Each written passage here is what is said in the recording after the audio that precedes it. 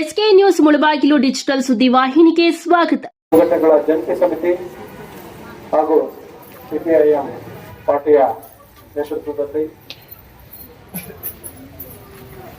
ಸಾಕಷ್ಟು ಕಾರ್ಮಿಕರ ಸಂಘಗಳನ್ನ ಅವರು ಆಗ್ತಾ ಇರ್ತಕ್ಕಂಥ ಅನ್ಯಾಯಗಳ ಬಗ್ಗೆ ಧ್ವನಿ ಎತ್ತಾ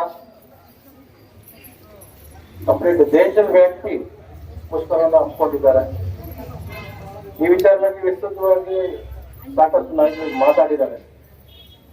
ಸಿಪಿಎಂ ಗೋಪಾಲ್ ಅವರಿರ್ಬೋದು, ಶಿವಪ್ಪ ಅವರಿರ್ಬೋದು, ಹೊನ್ನಳ್ಳಿ ಶಂಕರ್ ಅವರಿರ್ಬೋದು, ಹಾಗೆ ಅಂಗನವಾಡಿ ಕಾರ್ಯಕರ್ತರ ಬಗ್ಗೆ ಉತ್ತಮ ಅವರು ಮಾತಾಡ್ತಾರೆ.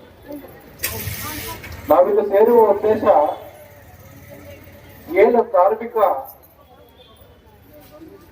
ವರ್ಗ ಇದೆ, ಆ ವರ್ಗಕ್ಕೆ ಆಗ್ತಾ ಇರ್ತಕ್ಕಂಥ ಅನ್ಯಾಯವನ್ನ ಸರಿಪಡಿಸಿ ಅಂತ ಒಂದು ಹೋರಾಟ ಮಾಡ್ತಾ ಇದೆ.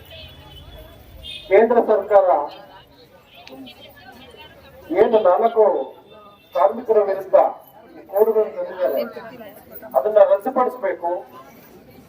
ಈ ಶ್ರಮಜೀವಿಗಳು ಯಾರು ನೌಕರರಿದ್ದಾರೆ ಅವರಿಗೆ ಉತ್ತಮವಾದ ವೇತನವನ್ನು ಕೊಡಬೇಕು. ಇತರ ವಿವಿಧ ಬೇಡಿಕೆಗಳನ್ನ ಇಟ್ಕೊಂಡು ಇವತ್ತು ಹೋರಾಟ ಮಾಡ್ತಾ ಇದ್ದೀವಿ. ಆ ಹೋರಾಟ ಮಾಡುವ ಕಿಚ್ಚಿರೋದು ಈ ಸಿಪಿಎಂ, ಈ ಕೆಂಪು ಜೆಂಡಾ ಮಾತ್ರ ಅಂತ ಹೇಳಲಿಕ್ಕೆ ಇಷ್ಟಪಡ್ತೇನೆ.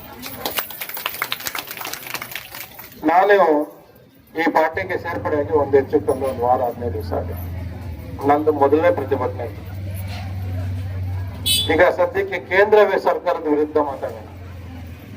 ಮುಂದಿನ ದಿನಗಳಲ್ಲಿ ರಾಜ್ಯ ಸರ್ಕಾರ ಹಾಗೂ ತಾಲೂಕು ಆಡಳಿತದ ಬಗ್ಗೆ ಮಾತಾಡುವಂತ ಸನ್ನಿವೇಶಗಳು ಇದೆ. ಪಟ್ಟಿ ಮಾಡ್ಕೊಂಡಿದ್ದೀವಿ ಏನೇನು ಮಾತಾಡಬೇಕು ಅಂತೇಳಿ. ಇದು ಆರಂಭ ಮಾತ್ರ. ಮುಂದಿನ ಸಾಕಷ್ಟು ಈ ತಾಲೂಕಿನಲ್ಲಿ ನಡೀತಾ ಇರ್ತಕ್ಕಂಥ ದುರಾಡಳಿತಗಳ ಬಗ್ಗೆ ಮಾತಾಡುವಂತ ಸನ್ನಿವೇಶಗಳಿದೆ. ನಮ್ಮ ಹೋರಾಟ ನಿಲ್ಲಲ್ಲ. ನಾವೆಲ್ಲರೂ ಹೋರಾಡಿ ನಮ್ಮ ಹಕ್ಕುಗಳನ್ನ ಪಡ್ಕೋಬೇಕು. ಹಾಗಾಗಿ ಅಂಗನವಾಡಿ ಕಾರ್ಯಕರ್ತರಿಗೆ ಕನಿಷ್ಠ 36,000 ವೇತನ ಸಿಗಬೇಕು.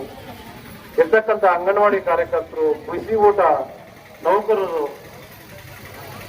ಆ ವರ್ಗದವರಿಗೆಲ್ಲರಿಗೂ ಕಾಯಮಾಗಿ ಉದ್ಯೋಗ ಆಗಬೇಕು.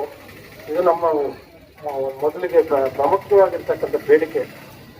ಈ ನಿಟ್ಟಿನಲ್ಲಿ ನಿಮ್ಮೆಲ್ಲರ ಪರವಾಗಿ ಧ್ವನಿಯಾಗಿ ಕೆಲಸ ಮಾಡಲಿಕ್ಕೆ ನಾವೆಲ್ಲರೂ ಸಿದ್ಧಾಗೋಣ.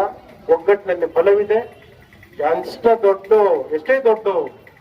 ಏನು ಹೇಳ್ತಿರ ಬಲ್ಲೇಡ್ರು ಬಂದ್ರು ಈ ಒಂದು ಜನಸಮೂಹದ ಮುಂದೆ ನಶ್ವರ. ಹಾಗಾಗಿ ಮುಂದಿನ ದಿನಗಳಲ್ಲಿ ಹೋರಾಟ ಇನ್ನಷ್ಟು ಚುರುಕುಗೊಳಿಸೋಣ.